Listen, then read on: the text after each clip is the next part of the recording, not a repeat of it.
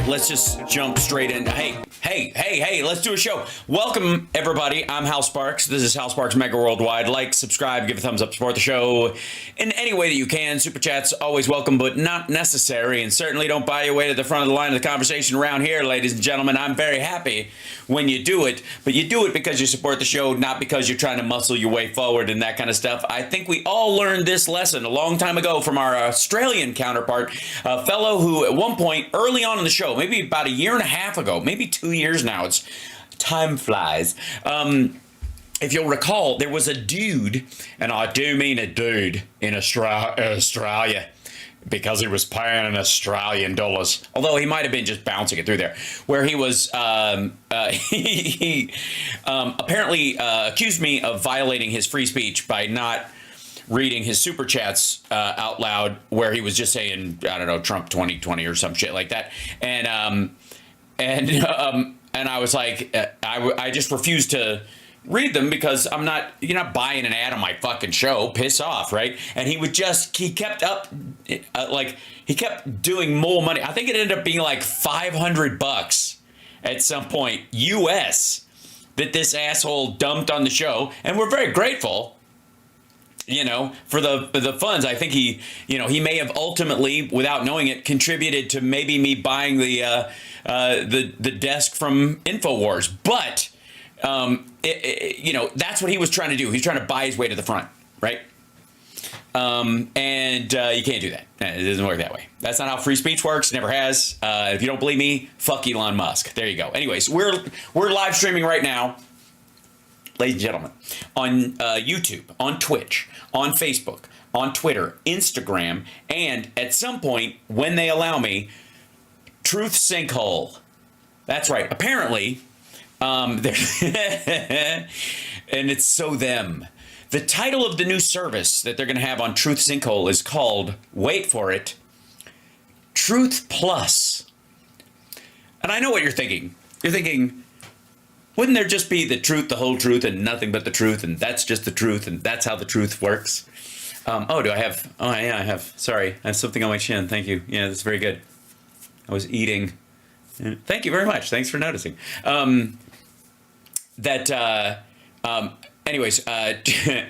Truth Social, or Truth Sinkhole, rather, has an extra primo good version of said service called Truth Plus.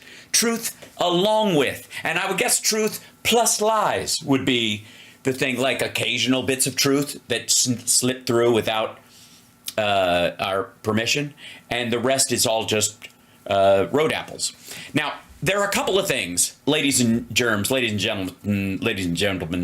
that I have been annoyed by recently. And you're like, Hal, how do we know when you're annoyed the rest of the time, since you're perpetually annoyed in some areas?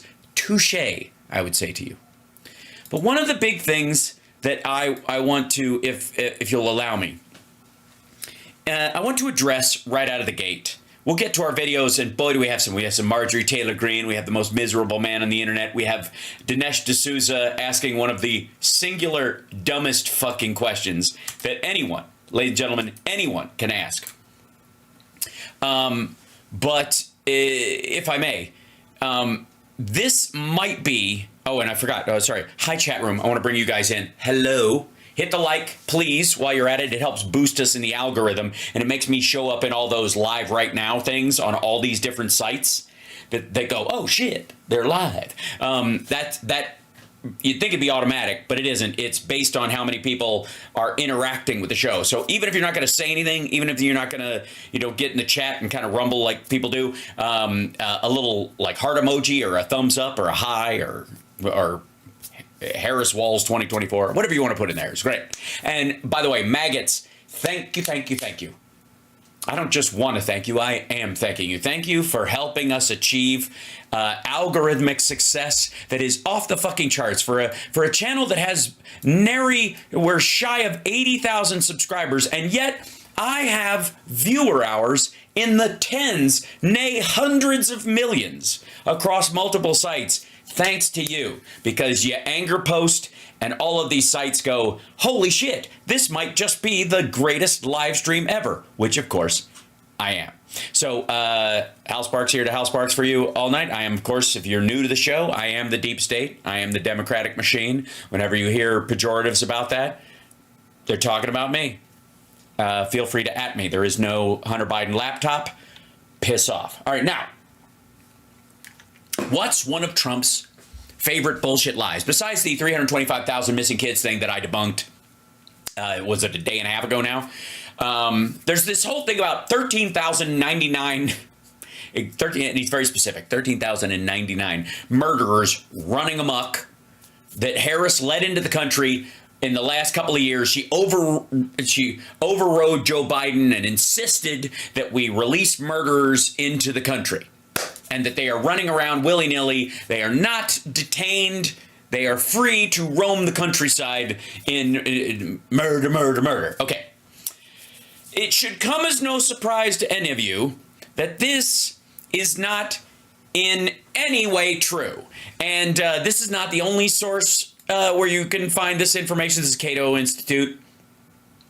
But specifically, this particular storyline is so dumb, so painfully dumb. And my favorite part of it, my favorite detail of the story, well, I'll show you. This is good stuff. Okay, so they're dealing with not even that Trump says it. They're saying that this guy, Tony Gonzalez in Texas, he put a question out on the number of non-citizen criminals on ICE's docket for removal, deportation, from the United States. And the data in the letter have blown up in a big way during the presidential election cycle, with former President Trump highlighting the letter's contents at recent rallies and Vice President Harris struggling to respond.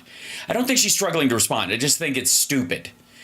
And also, it just sounds like it's so fucking absurd. The only reason anybody thinks she should have to respond is people who don't bother to do any reporter who goes, how do you respond to that? Hasn't just done the work to go, that's not fucking true, right? That should be it. You shouldn't make the other person respond to somebody's lies. That seems simple to me. Okay, so commentators, which are the worst kind of taters, but they're French fried potatoes, and there's steamed potatoes, and they're potatoes au gratin. So, focused on the letter's claim that ICE did not detain 13,099 migrants convicted of homicide, but they tended to misunderstand the data. Even former President Trump distorted the evidence by claiming that the criminals all entered during the Biden administration, which is obviously not true, but we'll get to that in a moment. Those commentators and former President Trump are making several untrue claims about the new ICE data. The following will correct the record. First, the first untrue claim about the data is that 13,099 non-detained migrants convicted of homicide are free to roam the United States. That is not true. Migrants incarcerated for homicide are considered, fuck me, not detained by ICE when they are in state or federal prisons. Got that? ICE doesn't run the federal prison. So if you're in detention, if you're in federal prison for murder or assault or a violent crime, state or federal, you are not currently detained by ICE. You know why? Because you're fucking detained by the state prison system or the federal prison system, you absolute tit. That's why. So, real quick, let's just put that to bed. And now, everybody who shows up early to the show, which I think shows taste and breeding on your part, you now know this. You now know that this idea that they are not detained is a misreading, and I would say an intentional misreading, with the exception of Trump, who is just fucking stupid. Everybody around him intentionally misleading it so they could feed this bullshit point to him. We saw this in 2020. It's how they work with him. They misread it on purpose, tell it to him, and then he fucking repeats the lie that he's too stupid to go, wait a minute, that didn't sound right.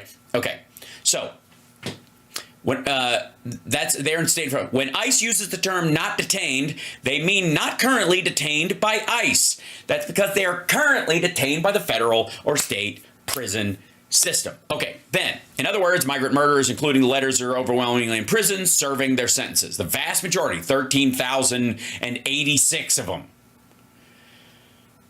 After they serve their sentences, the government transfers them onto ICE's docket for removal from the United States. Okay? Now, the second untrue claim is that the small number of migrant murderers who are not in prison were released willy-nilly. And thank you, Cato Institute, for using the phrase willy-nilly.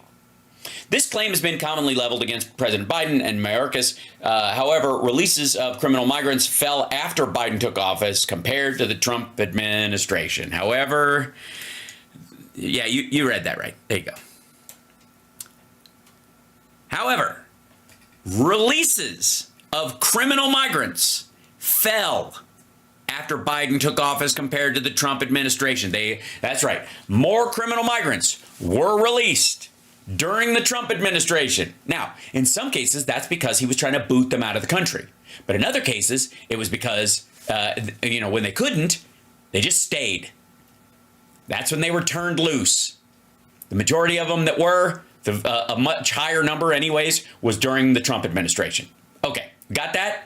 Cool? All right, now, U.S. law requires migrants who are convicted of homicide to be detained pending their deportation, but there are exceptions. The major one is for migrants who were convicted, served their time in prison, and are unable to be deported because there is no repatriation agreement with the countries of origin. Say it's Iran, Cuba, China, Vietnam, Laos, and more. Sometimes there's a temporary one like Venezuela, where we temporarily don't drop people off there because either the country's in fucking turmoil, and if you drop them there, they'll just die, and so cruel and inhuman punishment and blah, blah, blah. Okay. Small number of non-detained migrants convicted of homicide who aren't in prison because they served their time are mostly from one of those countries. Repatriation agreements, blah, blah, blah. The government should remove migrants convicted of violent property offenses in the United States. Still, the small number of non-detained migrants who served their sentences and were released from prison are from countries without a repatriation agreement. Now, again, this also includes Venezuela, that during Trump's last day in office, he put the deportation of Venezuelans on hold for a year and a half. That would include any Venezuelan criminal who was serving their time for murder or violent crime and was released in 2021 or early 2022. Those people would have a year and a half pause on when they would get deported. Okay? You got that? All right, now, okay. The third untrue claim is that these 13,099 migrants were convicted of homicide, committed their crimes recently. Those migrant criminal convictions go back over 40 years or more. Confusion, which I would say is just, again, a manufactured lie, over the period covered by a data set afflicts the interpretation of other criminal data sets too. If there were really 13,099 migrants convicted for domestic homicide in 2023, then they would have accounted for 99% of all homicide convictions in the U.S. last year, despite being 4% of the population. I mean, you can't argue with their work ethic, I guess. Man, immigrants sure do have that entrepreneurial spirit. This is an article from the Cato Institute, by the way. This is just a Cato at Liberty. This is from September 30th. It's titled, "There Are Not 13,099 Illegal Immigrant Murderers Roaming Free on American Streets." By the way, this is not a matter of loose opinion.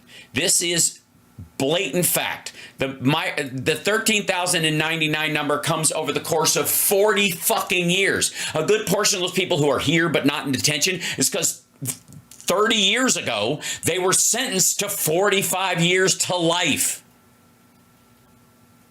Do you understand? They're still in fucking jail.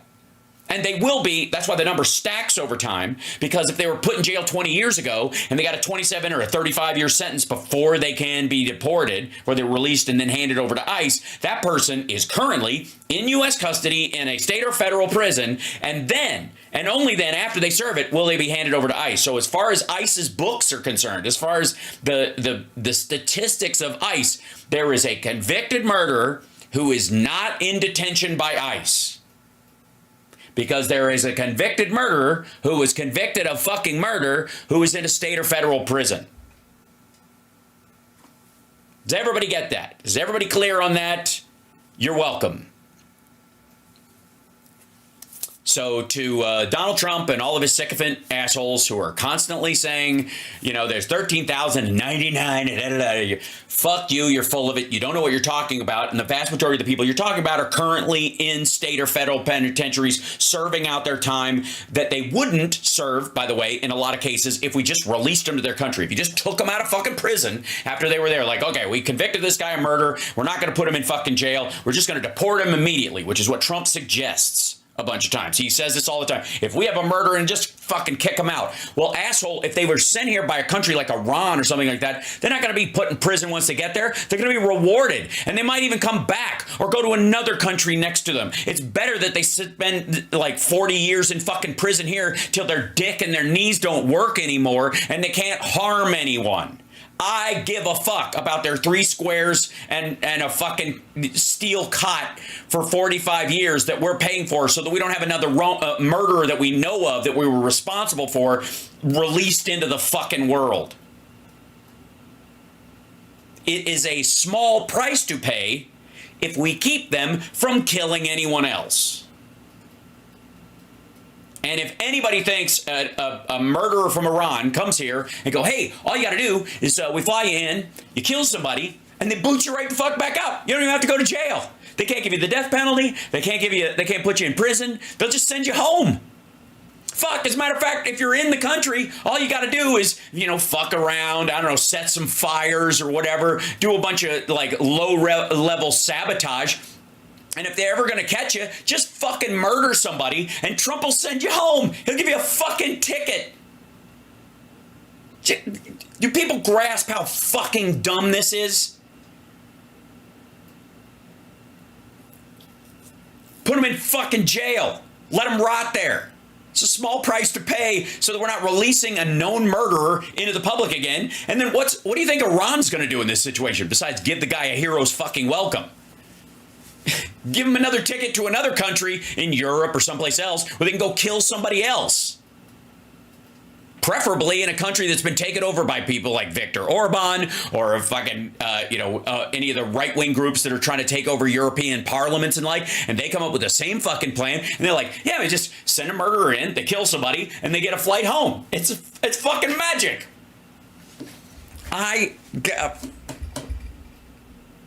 For real. For fucking real.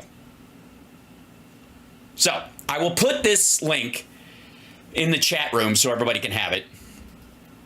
But I have been so fucking wound up, as you can tell, about this stupid fucking anecdotal bullshit story that he keeps telling. And I've been trying to find a concise way to get it across. And I stumbled across this Cato article after looking into the law. That's where I got his whole idea about instant deportation for these fucking murderers, which again is just a free plane ticket home to any terrorist country in the fucking world. But never mind that fact. Fucking 13,099. Most of these people are currently in fucking prison right now. A lot of them are in federal prison. Several of them are in, a couple thousand of them are in state prison. A bunch of them are just fucking dead. So, I thought I'd deal with that right out of the gate.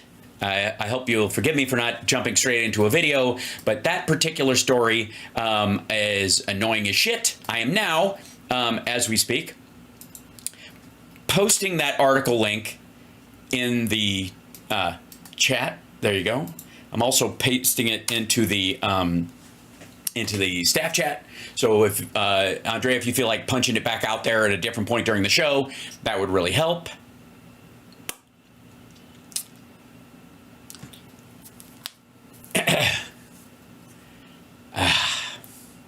Feels good. Feels good. It kind of let it off my chest. It feels nice. I'm enjoying it. Hit the like, please. Subscribe. And we'll share out this piece as a little chunk of the show. This is Hal Sparks Mega Worldwide. Like, subscribe, give a thumbs up, support the show.